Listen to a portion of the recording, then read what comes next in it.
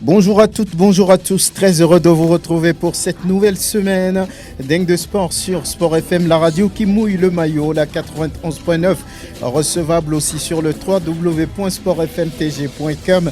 Excellente semaine à toutes et à tous. C'est bien, DDS parle aujourd'hui du couronnement des filles togolaises au championnat africain scolaire grâce à leur victoire sur le Ghana 1-0. On en parle, deuxième tour aller des qualifications de la CAN des dames.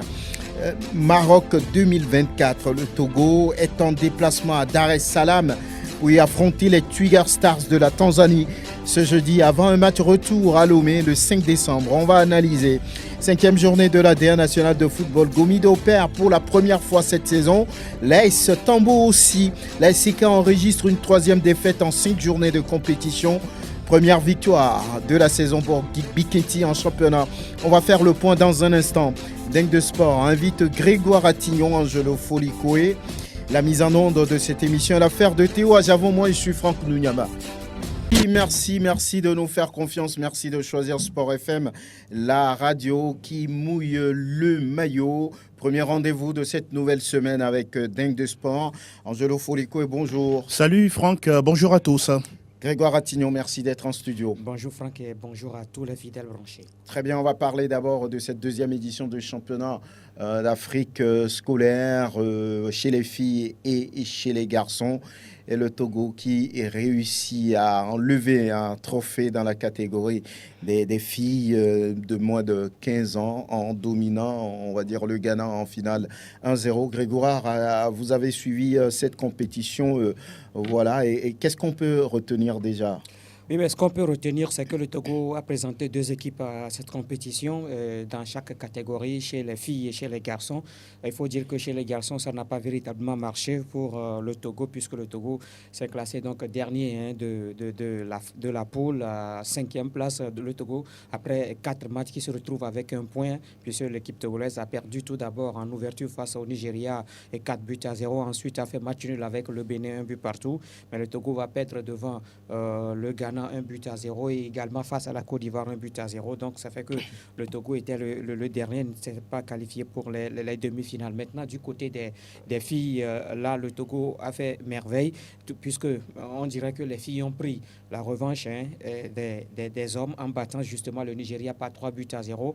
Ensuite, ces filles-là ont fait match nul avec le Ghana 1 but partout, également match nul avec le Bénin, et ensuite se sont inclinées dans le dernier match des phases de poule face à la Côte d'Ivoire. Ces filles-là vont retrouver la même équipe ivoirienne en demi-finale. 1 but partout à l'issue donc des 2 fois 40 minutes. Il a fallu donc la séance des tirs au but pour départager les 2 équipes. Mais c'est finalement le Togo qui s'en sort, qui gagne 5 tirs au but contre 4 pour se qualifier pour la finale. Cette finale-là qui a été disputée hier dimanche au stade municipal de Lomé. Et le Togo a affronté donc le Ghana en finale.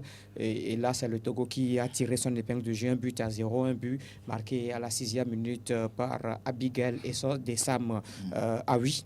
L'une des meilleures joueuses de cette compétition, l'une des meilleures joueuses côté togolais, et qui a donc permis au Togo de remporter donc ce trophée. Mais il faut également saluer une gardienne, Assouma Assana, qui a sauvé véritablement le Togo hier dans cette finale, parce que en face il y avait une très très bonne équipe ghanéenne qui a véritablement secoué, parce que là oui, c'est vrai que le Togo a marqué très tôt et donc le Ghana a cherché à revenir au score, mais il y avait une très bonne défense tenue par la capitaine Adjouda, qui est d'ailleurs la meilleure joueuse de cette compétition du côté donc des filles. Voilà ce qu'on peut retenir. Le Togo qui a donc remporté le titre au niveau de la zone UFOAB.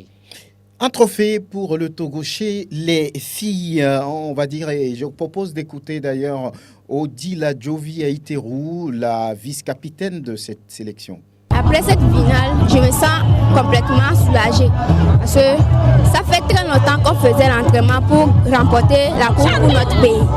Donc aujourd'hui, on a pu remporter la coupe. Donc je suis fière de tout ce qu'on a fait. Je remercie la ministre pour tout ce qu'il nous a fait et la fédération. Alors qu'est-ce qui vous a permis de gagner finalement cette coupe-là? On avait joué avec le Ghana la fois passée. Premier mi-temps, il nous a donné on a fait confiance entre nous. On a rejoué doublé de fois, on l'a redonné de but, on est à l'égalité 1-1.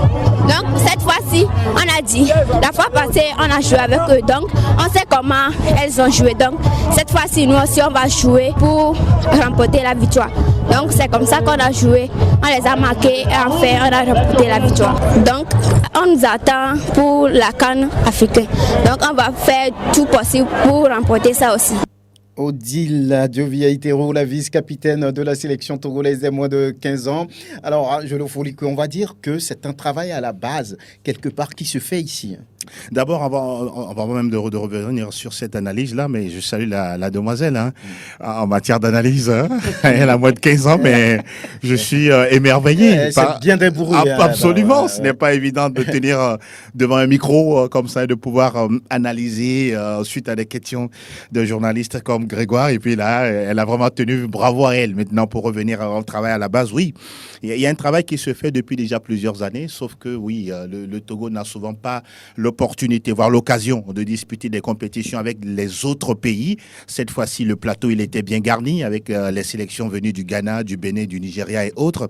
Et je pense que c'est une très belle opportunité pour ces jeunes filles, non seulement qui ont tapé dans le ballon, mais elles ont senti qu'en face, il y avait de la rivalité. La rivalité, d'abord au niveau des âges plus ou moins respectés. Il faut avoir le courage de le souligner. Et puis, la rivalité au niveau de l'objectif qui était assigné à cette sélection. Yaya Safiana et tout son board ont fait un travail formidable sur tous les réseaux sociaux. On a vu combien de fois cela a tellement émerveillé plus d'un. On a senti que, oui, le Togo enfin est arrivé à sortir la tête haute de cette compétition et on arrive à se qualifier pour une autre compétition encore un peu plus relevée. Et en cela, je me dis, les filles, en tout cas les demoiselles, félicitations à elles, félicitations au staff et vivement que cette sélection-là puisse, ma foi, devenir ce que je peux appeler une forme de base. Parce que l'idéal, je dis bien sous la norme, c'est de voir ces joueuses-là qu'on vient de nommer, tout doucement, arriver un jour en sélection nationale. Puisque ça doit être une continuité. Voilà, il ne faut pas qu'on arrive dans 5 ans, dans 10 ans et qu'on n'en retrouve rien du tout à partir de là. Je pense que c'est à ce niveau-là, Franck, pour terminer, que le travail même va se situer. Là, on a gagné une étape, on a gagné un trophée. Il faut arriver maintenant à poser les bonnes bases, faire un bon chantier pour l'avenir. Oui, on va écouter l'encadreur de cette sélection des moins de 15 ans du Togo, Yaya Safiana. L'essentiel, c'est que nous sommes qualifiés pour la CAN panafricaine. C'était le plus important et de remporter la coupe. Le Togo ne peut pas organiser une compétition et on va laisser un autre pays venir remporter cette coupe-là. La finale, on savait que contre le Ghana, ça devrait être difficile. En match de poule, nous avons fait 1-1 et nous avons essayé de les étudier. Elles sont grandes de forme. J'ai mes filles, elles sont petites. Maintenant, il fallait jouer sur notre force. Vous avez vu que celle qui faisait l'attaque, je l'ai ramenée au milieu. J'ai ramené le milieu devant pour pouvoir renforcer, densifier le milieu et comme ça on procède par contre. Donc on a procédé par une attaque rapide et on a marqué. Donc c'était l'essentiel. Voilà. Ce trophée que vous remportez aujourd'hui vous dit quoi en tant qu'encadreur? En tant qu'encadreur, ça dit que c'est le couronnement de tout ce que nous faisons dans l'homme que les gens ne voient pas. Pour chercher les filles, pour contacter les filles, aller chez elles, les entraîner seules, les entraînements individuels, tout ça là, c'est le résultat que ça donne. C'est le résultat que ça donne, dit l'encadreur de cette sélection, Yaya Safiana.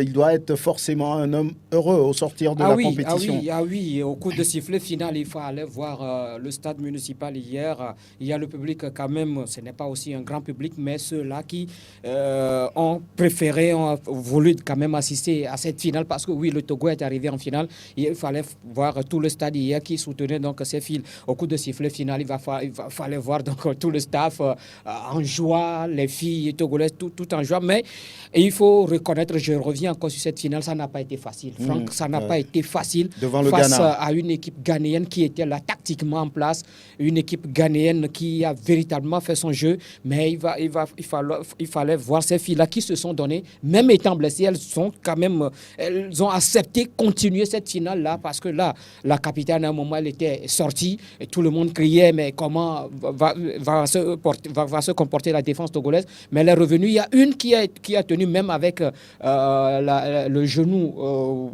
véritablement un peu en souci. Touché, mais elle a quand même tenu à faire cette finale-là jusqu'à la fin. Elles se sont données et elles se sont battues pour quand même arriver à remporter cette compétition. Je me dis que je crois que c'est une opportunité qu'on a donnée à ces filles-là parce que ce n'est pas une sélection qui a seulement regroupé des centres de formation de Lomé ou encore des équipes de Lomé. Je vous dis qu'il y a des filles qui sont venues du nord du Togo, de Parataou, qui font partie également donc, de cette sélection et ces filles-là doivent retourner donc, dans leur famille aujourd'hui, juste après donc, la cérémonie de présentation de trophées donc, à l'autorité qui a eu lieu ce midi. Donc, Madame le ministre les a reçus. Oui, les a reçus donc, avec la présentation de trophées et des médailles.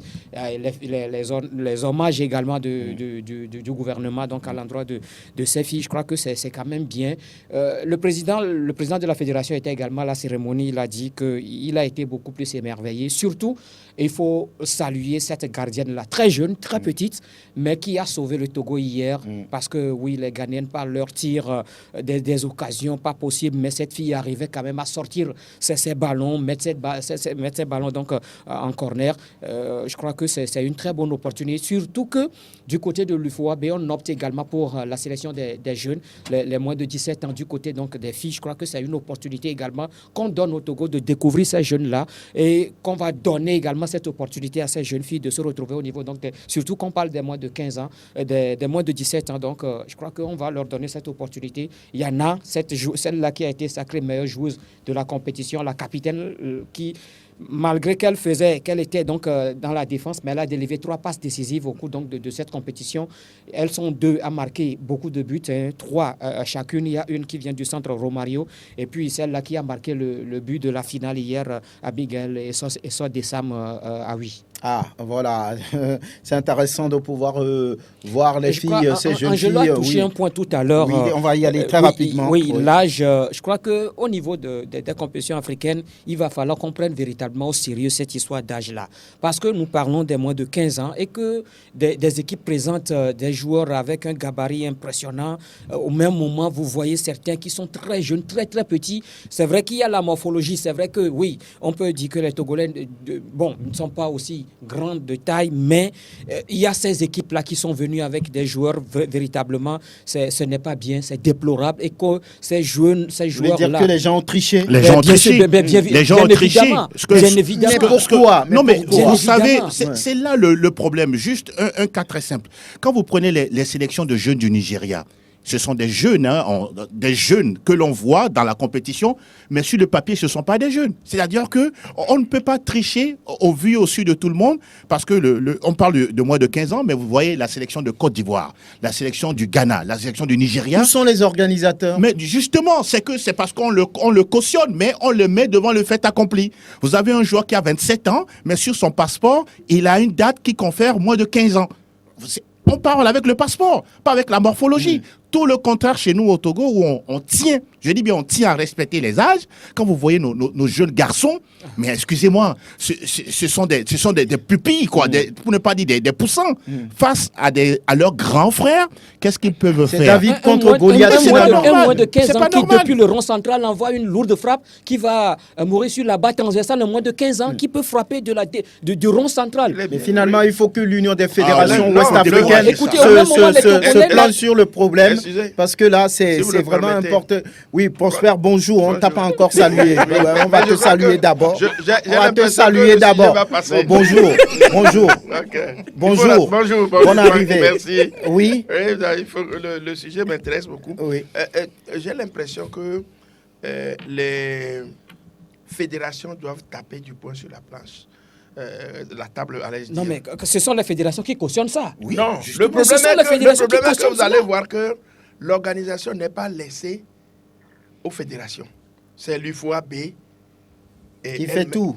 Oui. Vous allez plus voir. Donc c'est l'UFOA qui cautionne tout ça. Mais ça, c'est pas normal. Voilà, oui, c'est ce que je dis. Donc il faut que les fédérations tapent du poing sur la table pour que lorsqu'il y a l'organisation dans un... Parce que tout est politique. C'est les autorités qui ont accepté. Exactement. Voilà, ce n'est pas la fédération non.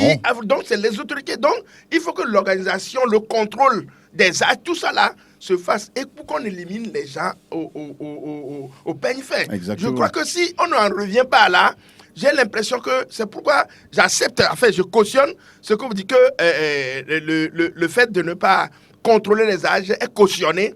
C'est parce que l'UFOAB voudra quelque chose et ils ont pris tout. Donc, il va falloir que les fédérations s'imposent, les États s'imposent. Quand l'organisation vient, tout revient à l'État qui organise, accueille l'événement. Pour qu'on compte. Sinon, en collaboration avec l'UFOA. Voilà, mais il faut que les fédérations soient là. Parce que l'UFOA voit tout, il laisse.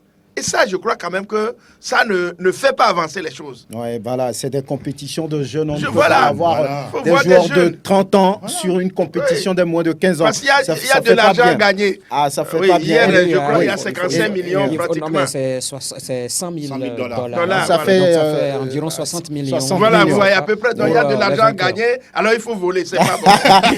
La troisième place est allée au Bénin au niveau des filles. Le Bénin qui a eu le déçu sur la Côte d'Ivoire à 0. Et chez les garçons, le Bénin a gardé son trophée.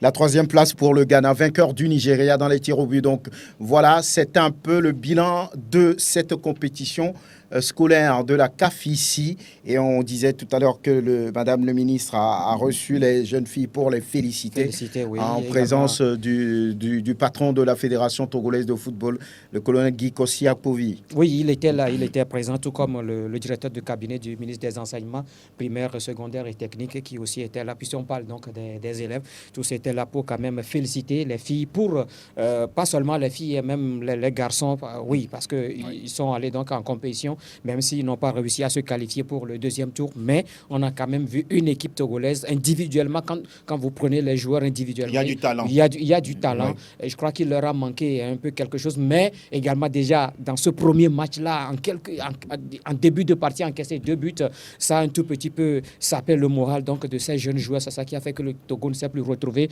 véritablement. Mais au fil de cette compétition, on a vu quand même l'évolution de cette équipe. Seulement, ils ne sont pas arrivés quand même à se qualifier. Mais je crois que c'est une très bonne chose. Il va falloir quand même continuer parce que là, c'est une relève. Hein. C'est une relève. Il va falloir surfer sur cela pour les échéances à venir. On parle des moins de 17 ans parce que quand vous écoutez le directeur exécutif de l'UFOAB, Bouraïma Balima, oui. Il insiste sur la compétition des jeunes. C'est ce que l'UFOA a donc préconisé, a organisé dans les années à venir, surtout ces compétitions des jeunes-là, les moins de 17 ans, les moins de 20 ans, les moins de 23 ans, pour quand même permettre donc à toutes les fédérations, à toutes les sélections d'avoir quand même la relève pour l'avenir. Oui, pourquoi pas. Voilà. Félicitations au président Apovi, hein, mine de rien. Je me souviens qu'il y a eu tellement de tournois de l'UMOA même. Sur notre territoire, organisé ici à Lomé, au stade de Kégéo municipal, on n'a pas eu l'opportunité de pouvoir gagner de tels trophées. Si ça commence avec les moins de 15 ans, c'est une très bonne chose. Pourquoi pas? Peut-être que dans les jours à venir, puisque le directeur exécutif l'a dit, que son souhait, parce qu'il y a une très bonne organisation au Togo, il a vu comment, surtout la presse qui s'est mobilisée derrière cette compétition, son souhait, c'est que le Togo accueille l'une des compétitions que l'UFOAB aura organisées surtout l'année prochaine. Ouais, ça, c'est une bonne nouvelle. On quitte les jeunes filles pour aller chez leurs grandes sœurs, les éperviers dames qui sont actuellement à Dar es Salaam, la capitale tanzanienne, pour le deuxième tour aller des qualifications de la CAN des dames Maroc 2024. À 180 minutes d'une autre qualification, bien d'une nouvelle qualification pour la CAN. Le Togo s'apprête, l'équipe va s'entraîner naturellement et c'est la Légion étrangère forcément qui va faire ce match-là contre la Tanzanie ce jeudi 30 novembre là-bas à Dar es Salaam, Angelo Folikoué. Oui, aujourd'hui, à quelques jours seulement de ce premier match, sur cette double confrontation, qu'est-ce qu'on peut retenir? Y a-t-il de la confiance? Y a-t-il de la matière pour les filles de Tometi Kaï? Vous posez une question pertinente. Hein. D'abord, au niveau de la confiance, je ne vais pas dire que c'est à 100%. La confiance à ce niveau-là naît lorsqu'on a un effectif vraiment en place et qu'on a des certitudes. Il est vrai que Tometi Kaï a toujours reconnu que pour l'instant, au plan domestique, elle a des difficultés à avoir des joueurs forte à un certain niveau, bien à certains postes. Et puis, au niveau de la Légion étrangère, naturellement, celles qu'on connaît, auxquelles on est habitué, vont forcément être là du côté de Dar es Salaam. Le premier contingent est déjà arrivé sur place. La première séance d'entraînement, je pense, c'est cet après-midi, sous les coups de 16 heures. La confiance, honnêtement, je me dis que ça dépendra également du discours, de la communication de Tometi Kayi à l'endroit de ces filles-là et surtout de la Légion étrangère envers les nouvelles. Parce que là, souvent, les filles, quand on voit, ce sont des filles qui sont souvent ensemble, ça cause, ça discute, ça rit. Et normalement, je pense aussi qu'avec un tel enjeu, l'idéal, c'est de discuter entre elles, histoire de se motiver face aux Tanzaniennes. Et puis, vous avez parlé de la confiance et puis de notre élément... La matière. La matière. La Tanzanie, on l'a en face. On le disait tantôt dans une émission il y a quelques jours pour dire simplement que la Tanzanie reste un morceau difficile à croquer. Difficile à croquer. Du tout qu'on a vu Dikate Queens qui était lors à Abidjan pour la Ligue africaine des champions. La majorité des joueurs de la sélection proviennent justement de ce club-là. Elles sont en jambes, mais c'est un match de football. Autant les U15 ont fait quelque chose. Raison n'est pas comparaison, mais si on arrive à motiver justement ces joueuses-là, il y a une possibilité de faire un bon résultat en attendant la manche retour à Lomé. À Lomé, il faut se donner toutes les chances de ce côté-là. Prosper Agboklou, on est, on va dire, à 72 heures de ce match aussi important. Oui, ça va compter, ce match aller pour la qualification. Alors, que peut-on dire aujourd'hui? Bon, je crois qu'on est dans une situation où on ne maîtrise pas tous les rouages de cette rencontre-là, où pratiquement, je viens de le dire, la confiance ne peut être totale. Autant dire, les jeunes filles ne se sont pas entraînées, enfin, en match amical, au moins pour jauger un temps soit peu de leur forme et savoir, comme on appelle... À quoi s'attendre ce jeudi. Mais il y a des facteurs sur lesquels moi j'avais des craintes. Bon, c'est l'acclimatation, vraiment, elles sont parties peut-être un peu plus tôt. Peut-être c'est dans les circonstances des titres de vol où il fallait aller plus vite. Peut-être c'est ça qui a obligé d'aller un peu plus tôt, mais c'est une très bonne chose. Maintenant, il va falloir que Kayi ait sous la main les joueuses, le potentiel titulaire. Maintenant, cette équipe-là, on l'a vu contre la Côte d'Ivoire, elle a perdu, mais au match retour, elle a redoublé d'efforts pour le faire. Quelles sont les circonstances qui l'ont amené à se mettre encore un peu plus? Donc, il va falloir que l'encadrement technique soit vraiment au parfum de toutes ces nouvelles-là. Et toutes ces nouvelles, si éventuellement tout ça là est fait, on peut se dire que peut-être nous avons la chance. Mais moi, j'ai des craintes, surtout que c'est à l'extérieur là.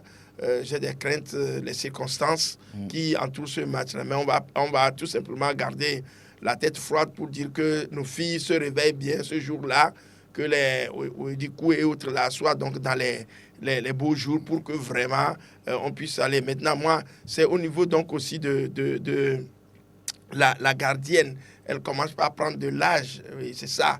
Maintenant, est-ce qu'elle aura toute sa potentialité pour le faire? On va Vous parlez d'Amé? Oui, je crois. Amé? Amoklou, Amé, oui. Oui, voilà, donc il y a parfois des tâtonnements, mais on va prier à ce que vraiment tout soit donc dans les normes pour que ce match se joue. Mais les incertitudes sont plus nombreuses. Tanzanie-Togo, Grégoire. Oui, je crois que c'est un match important qui se dresse sur la route des éperviers dames. Angelo a parlé donc de ce club-là qui était tout récemment à la phase finale de la Champions League. Même si cette équipe était classée dernière de sa poule, on a quand même vu qu'il y a quand même de la matière au sein de cette formation et surtout que c'est la majorité de cette équipe-là qui compose l'équipe nationale. Vous savez, la majorité de cette équipe, c'est des joueuses locales. Ça fait que de temps en temps, l'équipe nationale locale ou bien l'équipe nationale tanzanienne se retrouve en match amical contre les autres équipes de la région. Donc, moi, je crois que que c'est un adversaire sérieux qui se dresse sur la route des éperviers. Mais je crois que le Togo doit véritablement gagner par rapport à sa participation à la dernière Coupe d'Afrique des Nations. Quand on parle de l'expérience, vous voulez dire que le Togo est devant? Oui, je peux dire que le Togo part quand même avec la faveur des pronostics. Et aujourd'hui, nous savons qu'après cette participation à cette Coupe d'Afrique des Nations, nombreuses sont ces joueuses-là qui sont aujourd'hui à l'extérieur. Et parlant également justement des gardiennes, oui, Amoklou Amé est celle-là qui est plus expérimentée que les autres. Mais en dehors d'Amoklou Amé, il y a également Kanda Bilasama, la gardienne d'Asco, qui vient tout récemment de signer au niveau donc, de l'Arabie Saoudite, je crois bien. Et donc, je crois qu'il y a quand même ces joueuses-là qui sont à l'extérieur, qui peuvent véritablement apporter. Quand on prend aujourd'hui cette équipe, il y a Wezikou Mafi qu'on ne présente plus, il y a Nintegma Odet qu'on ne présente plus également. Il y a la capitaine Nathalie Badaté. Et surtout le retour de Nathalie Badaté, qui n'avait pas joué face au Djibouti parce qu'elle sortait véritablement d'une blessure. Donc aujourd'hui qu'elle a récupéré, elle était là déjà à Lomé pour participer donc au séance d'entraînement avant de prendre le vol avec l'équipe. Je crois que c'est des atouts véritablement pour cette équipe-là. Maintenant, c'est une équipe qui va jouer face à une équipe tanzanienne qui se comporte mieux à domicile, parce qu'on a vu que face à la Côte d'Ivoire, elle avait perdu à l'aller, mais avant donc de réagir. Donc il va falloir que le Togo se comporte bien, réaliser ou bien se comporter comme on l'a fait il y a de cela 2 ans. Faire parler l'expérience. Oui, l'expérience à Libreville, où le Togo a tenu. C'est le Togo même qui a mené avant que le Gabon n'égalise donc dans ce match, avant que le deuxième but ne soit marqué. Donc, je crois que quelque part, le Togo a beaucoup plus gagné en expérience. Et c'est surtout au milieu de terrain que ça va se jouer, surtout que ces Tanzaniennes sont à domicile. Elles vont vite également. Il va falloir que la défense se comporte très bien. Je sais que c'est pour cela d'ailleurs que l'équipe a préféré vite quitter Lomé pour aller à Dar es Salaam, s'acclimater justement pour cette rencontre-là. Voilà, les Samakou Doukalo, les Amira Toundjambara doivent pouvoir faire le travail. Amirel. Oui, Dogli Rifela, Lucie Gantim. Tout le peuple togolais compte sur ces joueuses-là pour faire la différence face au Tuga Stars. La star, l'entraîneur. Oui, ça va dépendre du Kaïssa Meti. On espère bien que le Togo va pouvoir faire un résultat là-bas pour confirmer à Lomé très bientôt. Et l'acte 5 de la première division nationale de football et l'événement, vous le connaissez, Angelo? Oui. C'est quoi? Le premier revers de Gomido cette saison. Vous étiez d'ailleurs sur le match. Qu'est-ce qu'il s'est passé? Honnêtement, j'ai pas reconnu cette équipe. Vraiment? Honnêtement, oui, il y a des jours sans. Ouais. Il y a des jours où vous pouvez aligner votre meilleur 11 et individuellement, il n'y a pas de l'inspiration. Individuellement, il n'y a pas de la réussite. Il y a une seule image qui me vient à l'esprit, c'est Orogafo Suleiman, muselé par le capitaine de l'entente 2, Yao Dossé Fiagnon-Tonglan. Ouais. C'était ça. Il a complètement barré. Il était en mission. Il était en mission contre justement Orogafo Suleiman. Il le suivait comme son ombre. C'est le dépositaire du jeu de Gomido. Voilà. Et la dernière fois, à chaque fois qu'il avait le ballon, Suleiman avait du mal à faire du 1 contre 1. Il était obligé tout de suite de remettre tout le temps en une touche, histoire de se débarrasser un tant soit peu de son vis-à-vis. Qu'il n'a jamais laissé au cours de ce match. Et l'entente 2 a démarré tambour battant. Parce que quand vous voyez tout de suite les premières prises, les premières intentions, c'était l'entente 2. La preuve, la 8e minute, ils ont marqué. Parce que là, il y avait ce centre de Fiagnon dans son couloir. Le gardien, Prosper même était au terrain. Et il a dû relâcher le ballon dans les pieds de Kodjo Gogo, qui ne s'est pas privé. Il a envoyé le ballon au fond des filets. Donc, Gomido n'a pas su, en tout cas, jouer son jeu. Les Showboys n'ont pas joué en leader ce jour-là. Oui, je n'ai pas compris. C'est vrai, quand on a posé la question à Balo, bon, il a parlé de surcharge physique, il a parlé ils étaient un peu tétanisés par le fait de gagner 4 matchs d'affilée. Ils se sont posé beaucoup de questions dans la tête. Est-ce qu'on va pouvoir aligner une 5e victoire? C'est la question que nous, on avait posée en introduction. Est-ce que Gomido pourra faire la passe de 5 ou bien l'entente va stopper entre-temps cette belle dynamique-là? Et puis, la dernière fois, honnêtement, même sur les coups de pied arrêtés, Gomido n'était pas présent. La défense était tellement lourde. La preuve, le deuxième but, il est arrivé comment? Et vous vous posez la question. C'est-à-dire que là aussi, il n'y avait pas de présence sur les porteurs de balles. C'était Pardon? Il y a eu de l'attentisme. De l'attentisme de la part de ces joueurs de Gomido. Et là, qui était encore mieux placé, c'est Kokou Gazozo. Un ballon perdu dans le couloir, je pense, de Gidas Biova Agbadi. Et puis voilà, la défense était en retard. Et ce qui était curieux, je parlais tout à l'heure de la surcharge physique, c'est possible. Quand on voit Baboni, qui était la titulaire, le gardien, remplacé à la mi-temps par Bada Diawé, on a posé la question à Balo, il a reconnu comme quoi Baboni se sentait pas bien. Donc, quelque part, bon, c'est peut-être qu'il n'y a pas eu de temps de récupération malgré la trêve internationale. Gomido a essayé, mais n'a pas existé vraiment. 2-0, je pense que c'est la première fois qu'ils prennent 2 buts sans en marquer. Et là, ils sont repartis comme ça. Bravo à l'entente d'eux, vraiment, qui a déroulé un jeu intéressant. Balle au sol, dédoublement, centre au cordeau, tout le temps. En tout cas, Gomido était beaucoup plus en difficulté. Et l'entente de sans langue de bois a mérité sa victoire. De toutes les façons, c'est l'ADN de ce club des Jaunes et Bleus de Kondovia Kopenié qu'on a poussé à Diololo. On va écouter Jean-Paul Dossé à Balo après cette rencontre. On n'a pas pu rentrer dans ce match. Les 20 premiers minutes très déterminants pour le match. On donne un but gratuitement. À partir de là, c'est compliqué.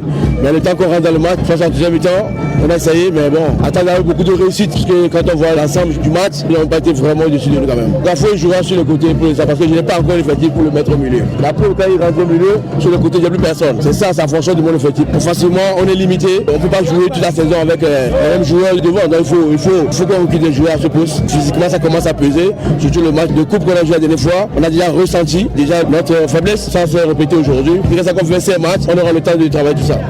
Très bien, Abalo Dossé qui dit oui, on a offert un but cadeau dès l'entrée de ce match-là. Et en face, c'était le vieux routier Bawa Bako. C'est une victoire qui réjouit tout le monde. Nous avons raté le point à Kara. Je pense que les garçons ont démontré qu'ils peuvent faire mieux que ça. Gomido étant en tête du championnat sans défaite, ça a boosté plus l'équipe à aller chercher dans son plus fort intérieur. Ils ont joué leur partie, nous aussi on a joué notre partie. Je ne peux pas juger notre équipe. C'est une grande équipe qui a de la valeur. On a joué sur leur point faible. On a vu une équipe de l'entente qui joue au ras du sol pour les mettre en difficulté. Toi, tu connais l'entente, c'est notre ADN. On joue toujours au sol. On retrouve un peu la manière de jouer, surtout comme l'équipe a été tellement modifiée, ça vient avec le temps. Ça va venir avec le temps, dit-il. En 1 minute, vous étiez là aussi à Bossimé. Oui. Qu'avez-vous retenu, vous, Prosper? Je crois que je ne dirais pas autre chose que ce que Angelo a dit. Gomido n'a pas existé. Ça, il faut le dire.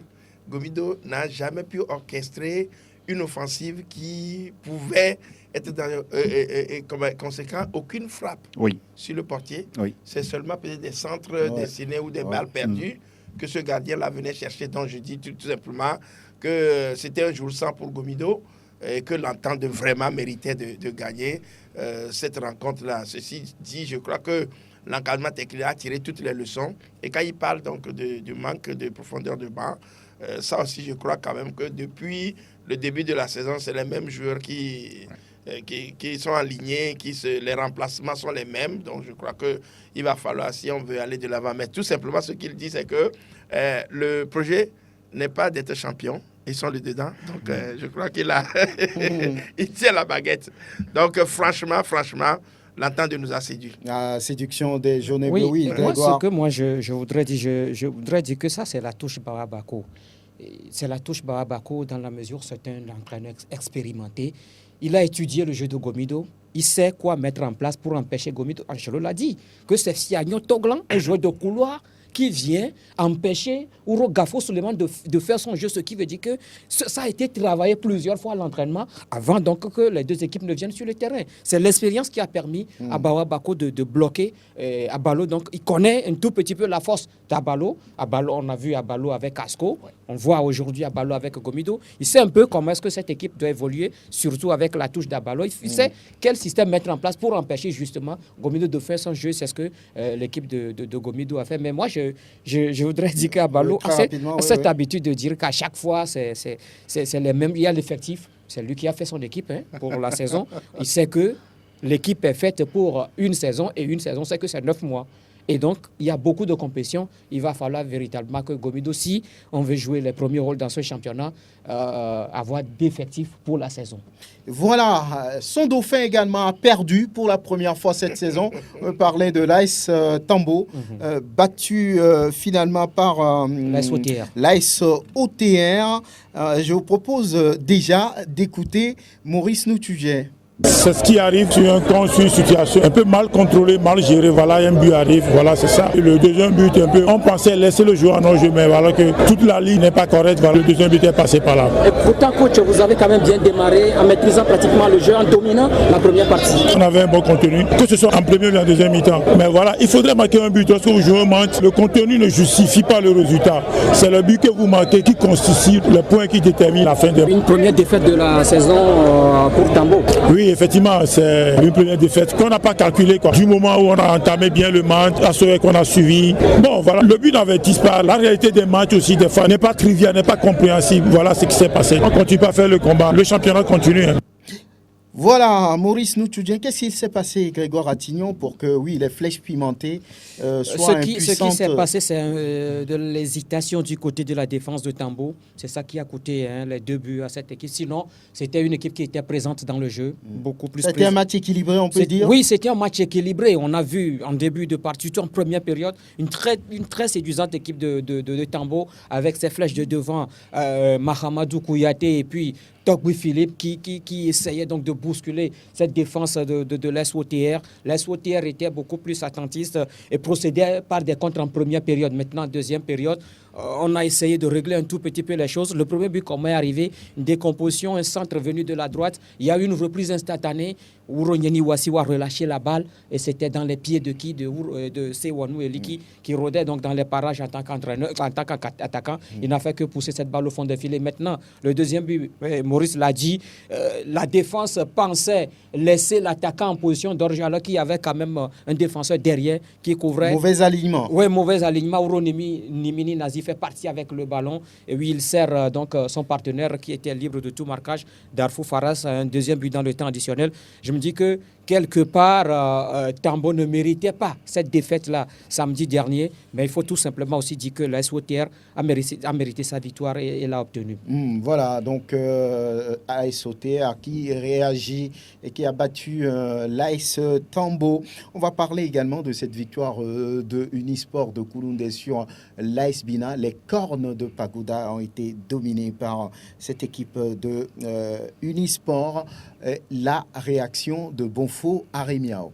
Dans le contenu, je crois quand même qu'on a vu Unisport comme on le voulait. On a eu une bonne entame de jeu, ponctuée d'un but. Ça nous a libérés et du coup, ça a mis un peu de pression. L'adversaire, de temps en temps, a voulu venir à l'égalisation. Mais on a été solidaire, généreux et plus discipliné en défense. Et on est sorti à la pause sur un but. On est revenu sur une contre-attaque. Avec la maladresse du gardien, on a marqué le but du break. Là, on s'est rendu compte que ça pouvait marcher cet après-midi également. On a su quand même au-delà des 2 buts, faire circuler. L'adversaire était obligé de jouer sur notre rythme pour lequel il n'était pas prêt. Nous allons continuer dans ce sens pour le reste des journées.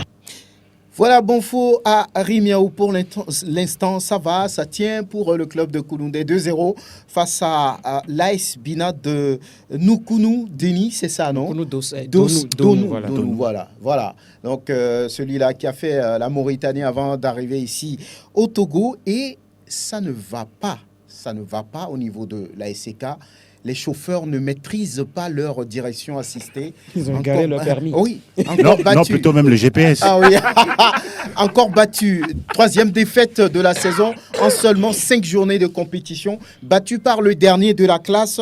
On parle de Bikinti. Et on va écouter la réaction de Sibabi Akpo. Sérieusement, ça devient trop inquiétant. Sérieusement. Maintenant, il faut se poser la question, qu'est-ce qu'il faut faire encore qu'on n'a pas encore fait? Et jusqu'alors, ça ne marche pas. Bon, c'est le foot. Et c'est un phénomène inhabituel à nous. Maintenant, on a pris un but très matinal d'abord et un but bête. Et on peut le qualifier en griffes comme ça. Maintenant, remonter ce but-là, on n'a pas été capable depuis la première partie jusqu'à la fin des 90 minutes. C'est là où ça fait tellement mal, Dominer le jeu aussi, ne pas concrétiser les occasions sur les poteaux, tout ça là. Bon, maintenant, il faut aller trouver l'abcès, trouver où concrètement ça ne va pas pour qu'on puisse au moins redorer le blason de la CK. 11 entrants. Moussa Ndiaye, meilleur que Didier Ange. Pourquoi avez-vous préféré le laisser sur le banc? Ils sont sur des postes différents. Moussa Ndiaye est carrément un milieu offensif. Didier Ange n'est pas un milieu offensif. Seulement, c'est un choix stratégique. Quand ça ne va pas, on a dû sortir. À l'instant, Sebabi Akpo-Aziz, l'entraîneur, on peut le dire adjoint de l'ASCK à l'instant. Et en face, c'était Komi Adika qui gagnait pour la première fois cette saison. L'effort de mes joueurs, ils ont cherché et ils ont trouvé. Aujourd'hui, on n'a pas droit à l'erreur. Parce que si vous voyez le classement, depuis que le championnat a commencé, on n'a jamais gagné. Il est bien vrai qu'on a une victoire et on est encore dans la zone rouge. Mais c'est une victoire qui est promettante et qui donne satisfaction pour la suite du championnat. Je pense que nous sommes dans une lancée où on n'a plus droit à l'erreur. Tous les matchs sont comme des finales pour nous. Tous les matchs sont comme des finales. Qu'est-ce qu'il se passe avec les chauffeurs Angelo sur 5 journées? Un nul, une victoire, 3 défaites. Et à peine 3 buts marqués, sinon 4 au maximum. Si l'attaque est aussi possible, ça veut dire qu'il y a beaucoup de choses qui, pour l'instant, ne vont pas bien du côté de la SCK. Le collectif, ma foi, pour l'instant, je peux me tromper, mais on sent que le collectif n'est pas forcément encore rodé. La motivation intrinsèque des joueurs n'est pas encore au rendez-vous. C'est la toute première fois que j'entends Sebabi Akpo-Aziz dire que c'est inquiétant pour la SCK. Ouais. Et c'est un coach qui reste toujours optimiste dans ses analyses, même quand ça ne va pas. Mais là, c'est inquiétant parce que je pense que la précédente journée, Unisport a battu la SCK. Et là, c'est Bikiti qui s'offre le scalp des chauffeurs de la COSA. Franchement parlant, il faut simplement trouver la solution. Ça dépendra sûrement des joueurs. La motivation doit être rapidement retrouvée et aller de l'avant. C'est aussi ça, parfois, quand vous avez un effectif peut-être riche, vous avez un problème de riche, vous ne savez pas qui aligner à la place de qui.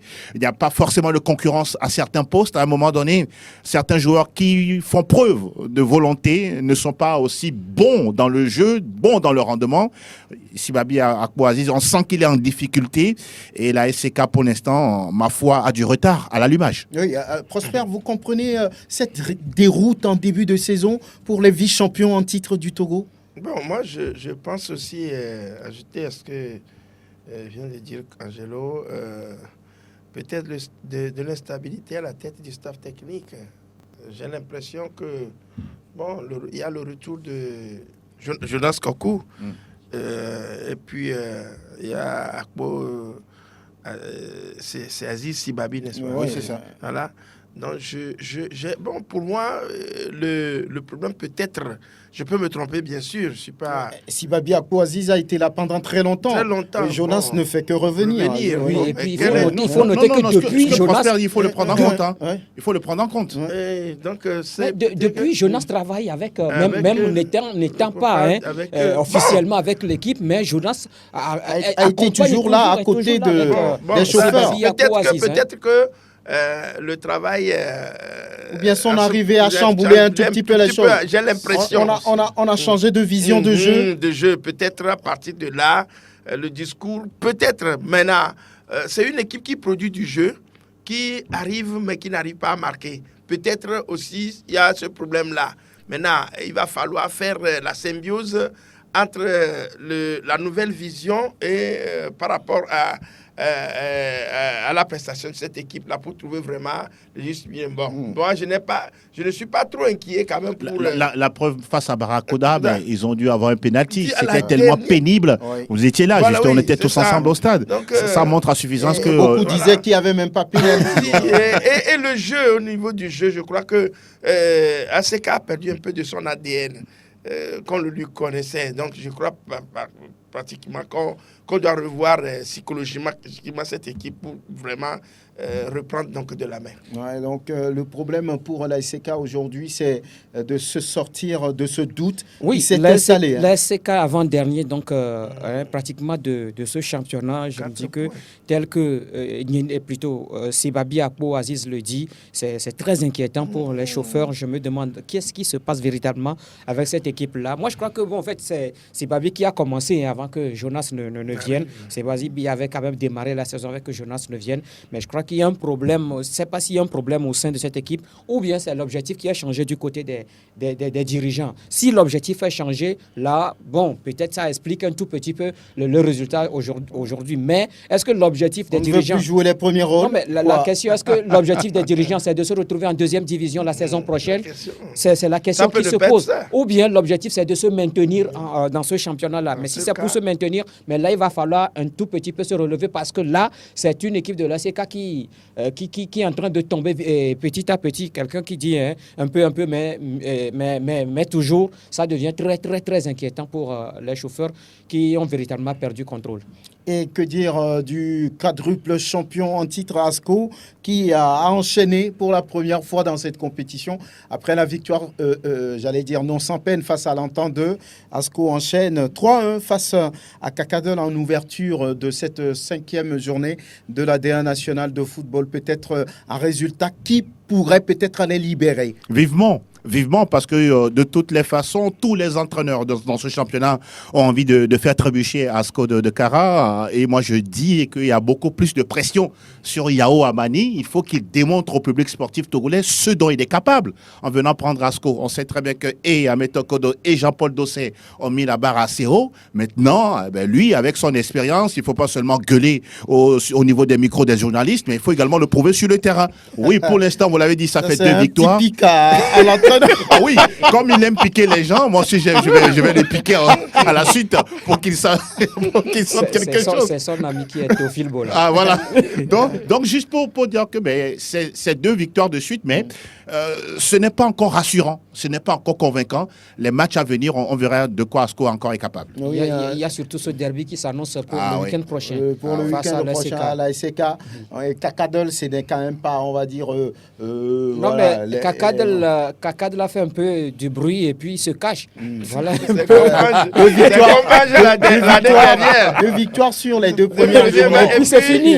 Et puis c'est fini. C'est une équipe qui se cherche. Moi, je crois que c'est un petit peu le résultat de la non-préparation avant donc justement le début de ce championnat. C'est une équipe qui ne s'est véritablement pas préparée. On n'a même pas joué un seul match amical, mais on a quand même démarré ce championnat avec une victoire sur la SK, ensuite une autre victoire sur Semassi de ce côté, je crois. C'est quand même pas anodin. Oui, sur l'ASK et puis sur Semassi. Oui, mais c'est parce que également ces équipes-là n'étaient pas véritablement en place pour l'entame.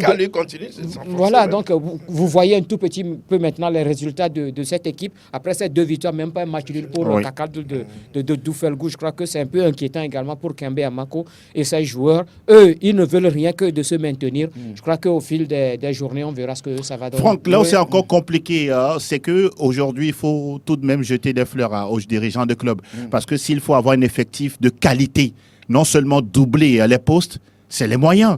C'est les moyens. Pour aller chercher les meilleurs joueurs, il faut sortir les sous.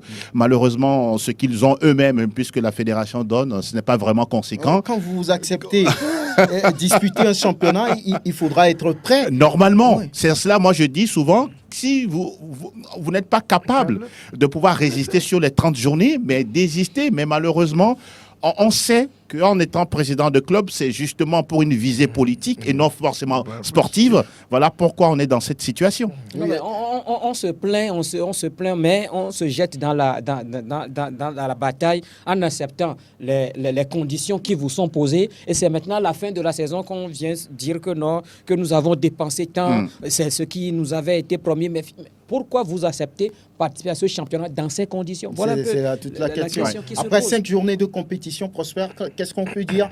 Des surprises ou bien les grands sont là et tout le monde fait son chemin? Bon, cette 5e journée c'est trop tôt de pouvoir apprécier. A rééquilibré un tout petit peu le débat. Il ne faut pas aussi oublier la première défaite de la saison de Boulessou.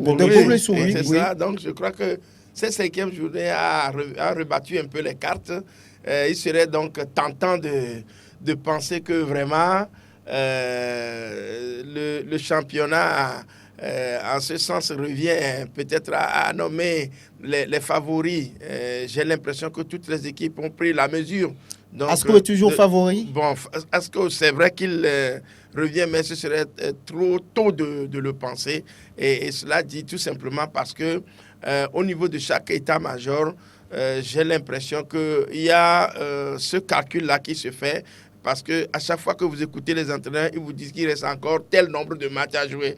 Donc, c'est dire tout simplement que les calculs qui se font, ça se fait de jour en jour. Donc, pour l'instant, on ne peut pas avouer connaître vraiment l'hégémonie tabler plutôt sur l'hégémonie de ce championnat. Voilà, donc Asco, pour le moment, c'est difficile de dire aujourd'hui celui qui peut-être peut tenir tête à Asco ou bien à devenir champion. Nous ne sommes qu'à la 5e journée. C'est difficile. C'est difficile de le dire. C'est vrai que Asco aussi connaît quelques difficultés en tout début de championnat. Durant les 4 dernières saisons, ce n'était pas véritablement ça pour les Condornas. C'était une roue libre, mais cette fois-ci, ce qui veut dire que chaque équipe pour cette saison a une ambition. Quand vous prenez, oui, même si Gomido, ils disent que l'objectif, ce n'est pas le titre, mais quand vous prenez des équipes comme Gomido de Palimé, des équipes comme Tambo de Dacha, moi je dis que ces équipes-là ont quand même quelque part dans leur coin de tête cette envie-là d'aller chercher le titre et pourquoi pas aussi être sur le continent. De toute façon, là, c'est Barracuda l'a dit qu'on en a marre de voir chaque fois Asco ASK à la fin. Et on verra bien. Pour le moment, ils ne sont pas encore en tête, mais on verra bien. À noter, comme Grégoire le dit, la première défaite de la saison d'Ogboulessou, c'était face à Semassi 1-0. Et allons voir le classement avec Eli. Gomido de Palimé classé premier avec 12 points malgré sa défaite. Deuxième, Tambo de Dacha, 10 points. Troisième, Unisport de Sokodé, 10 points. 10 points également pour Asco de Kara qui arrive en 4e position. À la 5e position, on retrouve Entente de Lomé, 8 points. 8 points aussi pour l'AS OTR classé 6e. 7e, AC Barracuda qui totalise aussi 8 points. 7 points pour Semassi de Sokodé qui occupe le 8e rang du championnat. Espoir FC du Gior arrive en 9e position avec 6 points. Même nombre de points pour Doumbé de Mango qui est classé 10e, 11e, Bolossou de Lac, 6 points. 6 points également pour Kakab de Doufelgou, classé 12e. À la 13e position, on retrouve l'Esbina de Pagouda qui totalise 5 points. 4 points pour Bikenti de Bassa, classé 14e, 15e. La SK de Kara, 4 points. Et puis la lanterne rouge du championnat togolais, c'est le Dynamique togolais qui n'a pas encore engrangé de points dans ce championnat. Le plus mauvais élève de la classe, c'est bien le Dynamique togolais. Vivement qu'à la prochaine journée, on puisse engranger le premier point de cette saison. Kelly Akousso, merci. Ce sera tout pour aujourd'hui. Merci Grégoire Attignon. Prosper, merci. Angelo Foulikou, merci. Théo Ajavon, à bientôt.